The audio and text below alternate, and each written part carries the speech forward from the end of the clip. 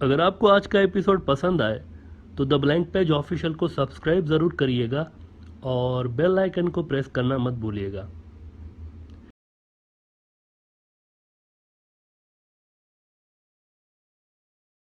Nadreen, कल के episode में हमने ये जो पॉइंट रेस की थी कि हालिया तारीख में, हालिया रिसेंट ईयर्स में साउथ एशिया में वेस्ट और अमेरिका का जो मेन इत्तेहादी है वो इंडिया रहा है। वो इंडिया पे रिलाय करते रहे और इंडिया उनका मेन इत्तेहादी रहा है, काफ़ी क्लोज इत्तेहादी रहा है। लेकिन अब चाइना ने एक तरह से साउथ एशिया को क्लीन स्वीप ही कर दिया है। इंडिया को छोड़ के हर जगह आपको साउथ एशिया में चाइनीज़ इन्फ्लुएंस नज़र आता है और BRI इस चाइनीज़ इन्फ्लुएंस में बैकबोन की हैसियत रखता है। तो इसके बाद अब जैसे चाइना उभरा है, इंडिया डाउन हुआ है, तो नज़र ये आ रहा है कि अमेरिका खुद ही इन साउथ एशिया के मुल्कों के साथ इंगेज होता हुआ नज़र आ रहा है। खुद डायरेक्टली अमेरिका खुद कूद पड़ा है मैदान में। They know longer rely on India, क्योंकि इंडिया का इन्फ्लुएंस ही नहीं रहा। इंडिया फेल हुआ है चाइना के खिलाफ बुरी तरह, मिलिटरली भी डिप्लोमेटिकली भी। इंडिया की कोई बात सुनता नहीं है इस रीजन में, लिहाजा अमेरिका खुद एक्टिव हो गया है, डायरेक्टली सीधे सीधे तौर पे खुद ही एक्टिव हुआ है। अलबत्ता ये इंडिया के लिए ख़तरनाक चीज़ है, बड़ी ख़तरनाक चीज़ है। ये जो कुछ भी हुआ है ना, अमेरिका खुद आया है डायरेक्टली, ये बड़ी ख़तरनाक चीज़ है। अगर इंडिया एज अ मुल्क इररिलेवेंट हो जाता है वेस्टर्न पावर्स के लिए, तो इसका वन यूनिट के तौर पर बरकरार रहना पॉसिबल नहीं रहेगा लॉन्ग रन में।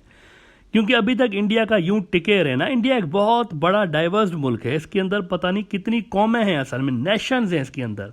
मजहबी एतबार से भी इसके अंदर बहुत सारी नेशंस रहती हैं। खुद इसके अंदर जो मेजॉरिटी मजहब है हिंदुइज़्म, उसके अंदर बेतहाशा नेशंस हैं। ऊंची ज़ात, नीची ज़ात, फलां, ये बहुत ज़्यादा नेशंस हैं इसके अंदर। और रेसिज्म की बुनियाद पर बहुत ज़्यादा नेशंस हैं इसके अंदर। इसका यूं टिके रहना सिर्फ इसीलिए मुमकिन हुआ है क्योंकि वेस्ट और अमेरिका का आशीर्वाद इनको हासिल रहा है। पहले सोवियत यूनियन का था, अब अमेरिका और वेस्ट का रहा है। इसी वजह से इंडिया इस तरह टिका हुआ है। अदरवाइज इंडिया प्रैक्टिकली कई मुल्कों का मजमुआ है। असल में एक अंदाजे के मुताबिक 130 से ऊपर इंडिया के अंदर सेपरेटिस्ट मूवमेंट्स हैं, ख़तरनाक किस्म की 130। और कई रियासतें ऐसी हैं जो कि सिर्फ और सिर्फ फौजी प्रेजेंस की वजह से इंडिया में शामिल हैं। नॉर्थ ईस्ट पूरा का पूरा और कश्मीर जैसे मिसाल के तौर पर, ये वो यूनिट हैं कि अगर यहाँ से एक दिन के लिए फ़ौज हटा दी जाती है तो आज़ादी का ऐलान हो जाएगा। तो प्रैक्टिकली इंडिया के अंदर ये हाल है। और बहुत बड़ा इंडिया का इलाका ऐसा है जहाँ पर स्टेट की रेट नहीं है, यानी माओइस्ट जो हैं उनके जो इलाके हो गए, नॉर्थ ईस्ट के अंदर बहुत ज़्यादा ऐसे इलाके, कश्मीर के अंदर, जहाँ स्टेट की रेट नहीं है। फ़ौज की हैवी प्रेजेंस की वजह से ये स्टेट्स इंडिया के अंदर आई हुई हैं अभी तक और टिकी हुई हैं। और अब वेस्ट से ही ये डिस्कशन सामने आ रही हैं कि इंडिया हमारे लिए एसेट है या लाइबिलिटी है।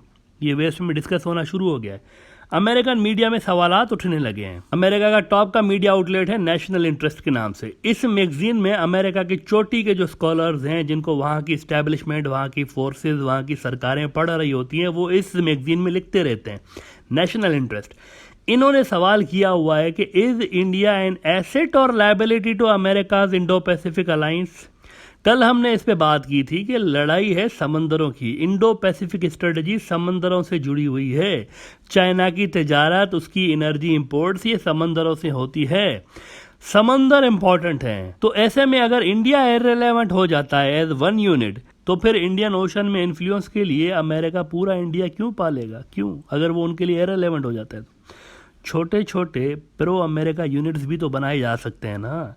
अगर इंडिया अमेरिका के लिए काम का नहीं रहता तो छोटे छोटे प्रो अमेरिका यूनिट्स भी तो बनाए जा सकते हैं। इसमें वो कह रहे हैं कि ये जो इंतहाई दर्जे का हिंदू नेशनलिज्म आ गया है ना, नेशनल इंटरेस्ट वाले कह रहे हैं कि इंतहाई दर्जे का ये जो हिंदू नेशनलिज्म आ गया है, ये अमेरिका के खिलाफ है, इसकी डेमोक्रेटिक वैल्यूज़ के खिलाफ है। क्वाड के अंदर इंडिया का होना क्वाड को मुतनाज़ा बना रहा है। बल्कि ये ज़रा देखें वो क्या कह रहे हैं। वो कह रहे हैं कि US and India need to have a serious conversation about the containment of Hindu nationalism which is the biggest threat to viability of the Quad and America's Indo Pacific strategy then India's shopping habits.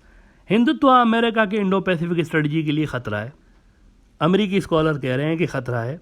जो लोग शुरू से इस programme को देखते हैं उन्हें ये याद होगा कि कई बार ये चीज़ ब्रॉडर व्यू में डिस्कस हुई है कि बीजेपी सरकार, मोदी साहब, ये अमेरिका के लिए बाइडन की स्ट्रेटजी में मिसफिट है। वैसे ही जैसे नेतन्याहू मिसफिट था जिसको धक्का मार के निकाल दिया उन्होंने, मोदी साहब और बीजेपी भी मिसफिट है, उनके लिए मिसफिट है। वही बात यहाँ पर आ गई ना, Hindu nationalism is biggest threat for quad.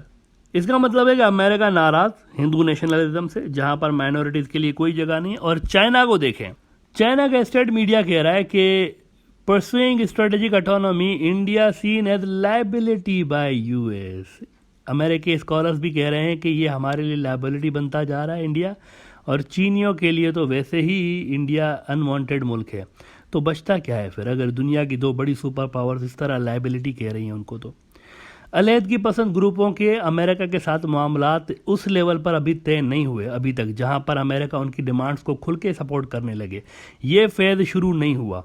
North east America के लिए इतना अहम नहीं है। अमेरिका के लिए इंडिया की वो रियासतें अहम है जो कि इंडियन ओशन के साथ लगती हैं। लिहाजा ये जो प्रयास शुरू हुआ है इंडिया में कि अमेरिका हमारी हेल्प चूंकि नहीं कर रहा चीन के खिलाफ ज़मीनी मोर्चे पे, लिहाजा हम अमेरिका को चेक में रखने के लिए रूस की तरफ भी जाएं, ज़रा बैलेंस करें अमेरिका को। ये ख़तरनाक और तबाहकुन सोच है, ये हम आपको बता दें, ये डिस्ट्रक्टिव है इंडिया के लिए। चाइना के साथ जंगी सूरत हाल के होते हुए इंडिया अमेरिका को नाराज़ करे अगर, तो it means Indian defence is exposed completely. रूस चीन के खिलाफ इनकी कोई हेल्प नहीं कर सकता, हम पहले भी कह चुके हैं। ग्लोबल टाइम्स चीन की सरकारी मीडिया ने इंडियन स्कॉलर चैलानी के एक इल्ज़ाम में कमेंट की थी। आपको ये ज़रा दिखा दें। हमने आपको बताया था पिछले एपिसोड्स में कि एक इंडियन स्कॉलर हैं चालानी साहब, इन्होंने एक इनडायरेक्टली बिपिन रावत साहब वाला जो हादसा हुआ है इसको चाइना पे लगाने की कोशिश की थी, तो उस पर रिस्पॉन्ड किया था इन्होंने, चाइनीज़ ने। और उसमें एक कमेंट की थी उन्होंने, बड़ी इंटरेस्टिंग कमेंट है। उन्होंने कहा था कि this view is like suspecting the US played a role in the crash because India and Russia are moving forward with the delivery of a Russian S-400 missile defense system, which the US strongly opposed. अब रावत साहब के case में क्या हुआ है, इस angle से मैं इस कमेंट को नहीं देख रहा हूँ, लेकिन मैं इस एंगल से देख रहा हूँ कि क्या इंडिया अमेरिका को यूं नाराज करके एक वक्त में चाइना और अमेरिका से मार बर्दाश्त कर सकता है। मैं इसको इस एंगल से देख रहा हूँ।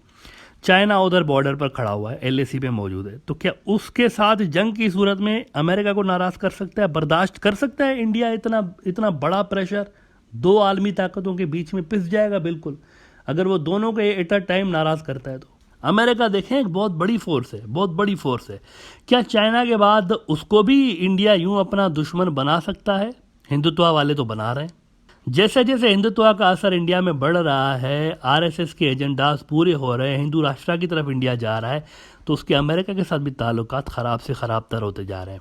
और अगेन इंडिया अमेरिका की नाराज़गी अफोर्ड नहीं कर सकता। इंडिया जितना अमेरिका को नाराज़ करेगा उतना ज़्यादा इस बात के चांसेस बढ़ जाएंगे कि इंडिया के अंदर से बहुत सारे मुल्क निकलेंगे। अगर वो एट अ टाइम चाइना के बाद अमेरिका को भी इस तरह करते हैं ना, तो इस बात की पॉसिबिलिटीज बढ़ जाती हैं कि इंडिया सस्टेन नहीं कर पाएगा अपना वजूद as a single country. This is like playing with fire. ये जो अमेरिका को नाराज किया जा रहा है ना, this is like playing with fire. और आग से खेला नहीं जाता, खेलना नहीं चाहिए। हिंदुत्व ब्रिगेड को आग से खेलना नहीं चाहिए। This is not good for the existence of India.